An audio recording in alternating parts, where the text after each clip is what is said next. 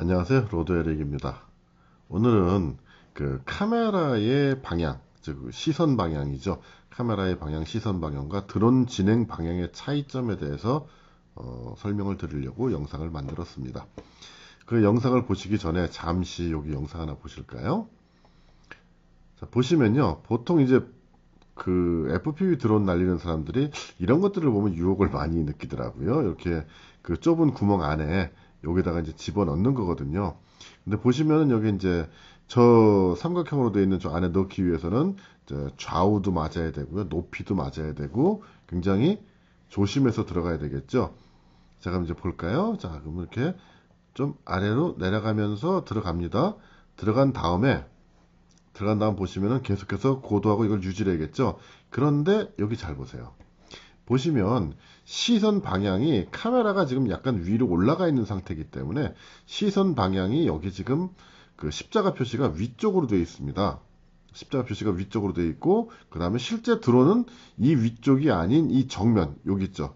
여기 가운데, 여기를 이 방향으로 계속 가고 있으니까 지금 통과를 하는 거겠죠. 그래서 실제 그 카메라의 시선 방향과 그 다음에 드론의 진행 방향이 아주 다르다는 걸 정확하게 보여주고 있는 그런 영상입니다.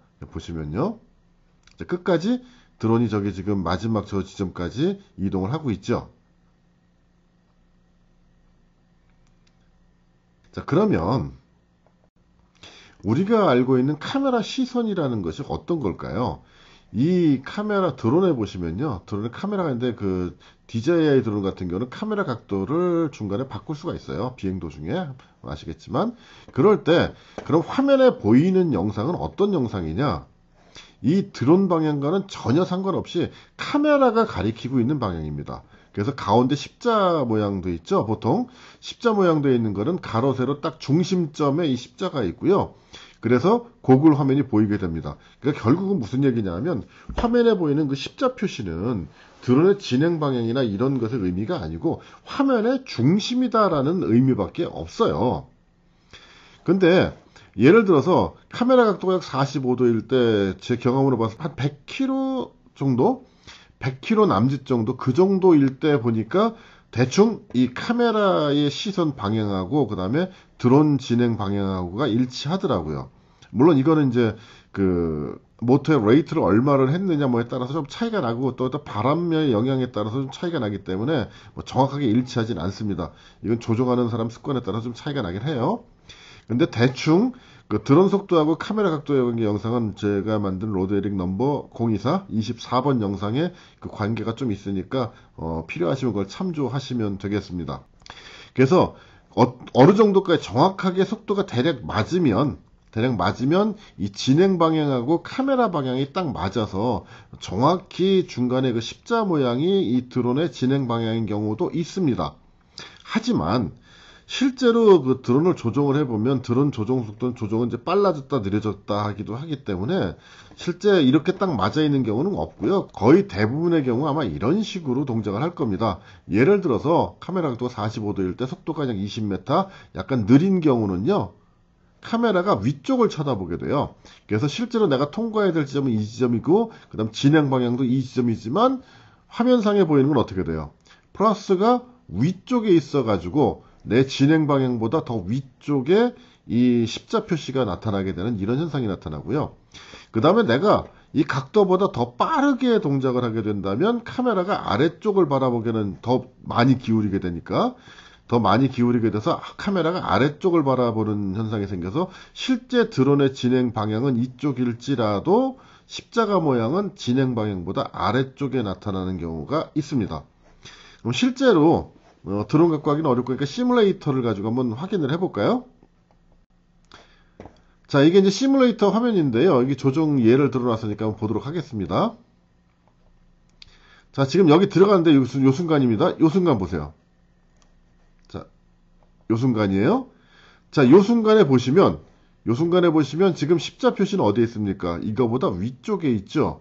지금 여기서 요게 수평선쯤 되기 때문에 이렇게 쭉 가서 어느 정도를 통과하느냐면 여기 지금 요 교각을 통과할 때쯤이면 요 빨간 선 요쯤 되겠네요. 요쯤 되는 지점을 이 드론은 통과하게 될 겁니다. 그걸 어떻게 하느냐? 많이 경험하시면 자동으로 느껴져요.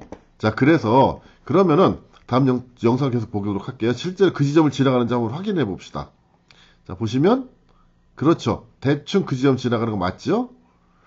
자, 그 다음에 요거 이제 또 다른 케이스에 제가 아까 그 똑같은 자리를 통과한 예인데, 지금 보시면 이거 위쪽에 있어요. 실제로 위쪽에 있지만 드론이 하강하면서 저기를 통과하고 있죠. 여전히 속도를 좀 천천히 갔기 때문에 화살표는 저 화면의 위쪽에 존재하고 있습니다.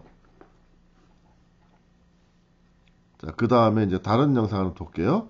이제 또 다시 그 다리 밑을 통과하는데, 지금은 보시면요, 속도가 빨랐기 때문에 아까는 보시면은 다시 보세요. 아까는 이 화살표가 이 교각 위쪽에 있었죠. 그런데 지금은 아까보다 훨씬 빠른 속도로 전진하고 있기 때문에 오히려 드론이 앞으로 많이 숙여지기 때문에 카메라가 아래쪽을 보고 있어요. 카메라가 아래쪽을 보고 지나가고 있죠. 자, 그 다음 영상 보시면은 이제 다음 영상 바뀔 겁니다. 자, 지금도 계속 아래쪽을 보면서 지나가죠. 이게 속도가 빨리 지나가게 되면 이렇게 아래쪽을 내려다보고 지나갑니다. 지금 같은 경우 보세요. 자, 지금 딱 보시면요, 보세요. 지금 같은 경우는 요게 화면의 중심이 딱 정확히 어떻게 되어 있습니까? 중심이 대충 맞아 있죠. 그래서 대충 보니까 한 초속 20m, 한 45, 이게 시뮬레이터에서는 이게 30도 각도였어요. 30도 각도일 때는 약 21m 정도의 속도일 때 요 딱 중심점이 맞네요. 그러니까 카메라 각도하고 드론의 진행 방향이 일치하는 게 대충 30도일 때 20m 남짓일 때, 초속 20m 속도일 때 맞죠? 네, 그런 경우는 이렇게 진행 방향과 카메라 방향이 일치하는 것으로 보입니다.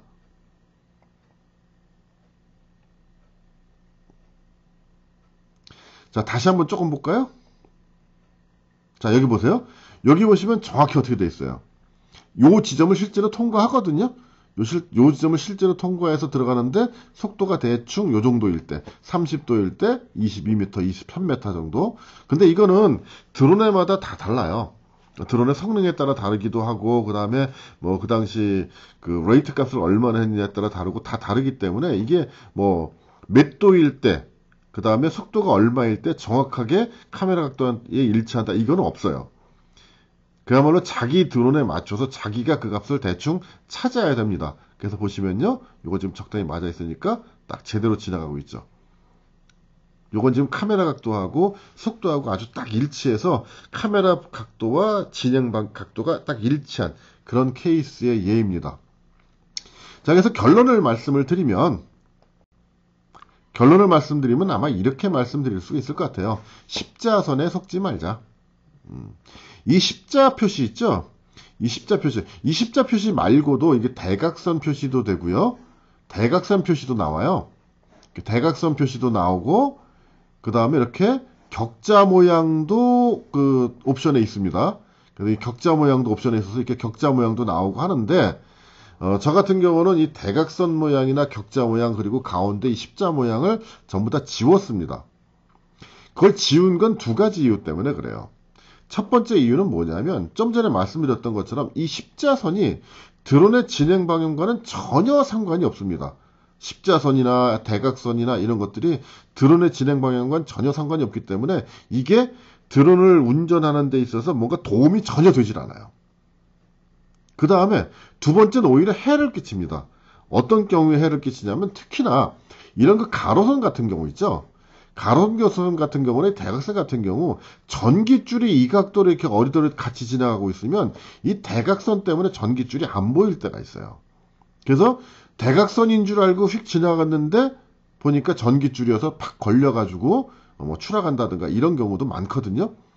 그래서 저 같은 경우는 화면상에 깨끗하게 뭐 대각선도, 그 다음에 이게 격자선도, 그 다음에 가운데 십자선도 전혀 사용하지 않고 단순하게 여기 밑에 조정 정보만 나오게 하고 사용을 합니다. 그러면 수직선은 어디로 지나가느냐, 가로선은 어디로 지나가느냐를 생각해야겠죠. 여기 보시면 조종기, 그 고글에 보이는 조종기 스틱 가운데 이 선 있잖아요. 주황색 선 거죠. 이 주황색 선은, 그러니까 드론이 진행할 때 좌우로는 이 주황색 선으로 지나가는 게 맞습니다. 왜 맞느냐 하면 짐벌이 달려 있는데 드론에 달리는 짐벌은 좌우로 회전을 안 해요. 그러니까 좌우 각도는 이 본체에 고정이 되어 있습니다. 즉 다시 말하면 본체가 이렇게 이동하면 당연히 카메라도 같이 이동해요. 오른쪽으로 이동하면 카메라도 같이 이동하고, 그러니까 정확히 드론의 전면선인 건 맞아요. 그래서 이 가운데 선이 드론의 전면선입니다. 그러면 높이, 진행 방향은 어떻게 될 것이냐? 그건 많은 비행을 통해서 느낄 수밖에 없어요. 지금 옆에 보시면 여기가 수평선이 요쯤이죠? 수평선이 요쯤이에요. 수평선이 요쯤이기 때문에 얘는 지금 지나가면 이렇게 해서, 여기 좀 올라갔네요. 요쯤. 그럼 한 요쯤 되겠네요. 그러니까 지금 이 각도에서, 요렇게 보이는 각도에서 지금 이 드론의 진행 방향은 지금 상태를 그대로 유지한다면 요 지점을 통과합니다. 즉 무슨 얘기냐? 요 다리 밑으로, 여기 교각처럼 되어 있는 이 밑으로 여기로 통과하게 돼요. 그러니까 이거는 이제 비행을 많이 해보시면 이 드론이 지금 내 드론이 어디쯤으로, 이렇게 위아래로 어디쯤으로 지나가겠다는 걸 보이거든요. 그걸 보시는 가장 쉬운 방법은 주변에 이 좌우측 있죠? 이 좌우측에 있는 것 중에서 이게 보시면 이렇게, 이런 거는 대각선으로 돼 있죠. 여기도 대각선이죠. 자, 이쪽에 나무들도 보면 나무선이 이렇게 대각선이죠. 그런데 여기 보시면 요선하고, 그죠? 요선이 거의 수평이죠. 그 다음에 요선도 거의 수평이죠. 내가 고도를 계속 유지하고 있는 상태라면,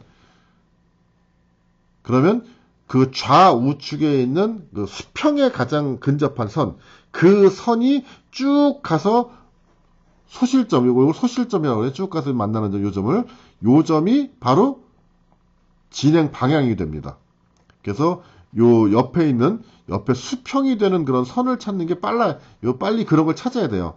수평이 되는 선이 없다면 지나가는 물체들이 수평으로 지나가는, 그러니까 예를 들어서 여기 있던 요게 이쯤으로 지나갔다. 그러면 이게 수평이 되죠. 그럼 그 두 선을 이으게 되면 지금 방향으로 계속 진행을 하게 되면 그 이은 선을 따라서 이 점을 통과하게 된다라고 되겠죠. 이거 뭐 머릿속으로 계산하는 건 아니고요. 많이 날리면서 이제 진행 방향을 좀 생각하시면서 날리면 이런 것들은 눈에 금세 들어오게 될 겁니다. 재미있게 드론을 날리시기를 바라겠습니다. 자, 오늘은 여기까지 하겠습니다. 감사합니다.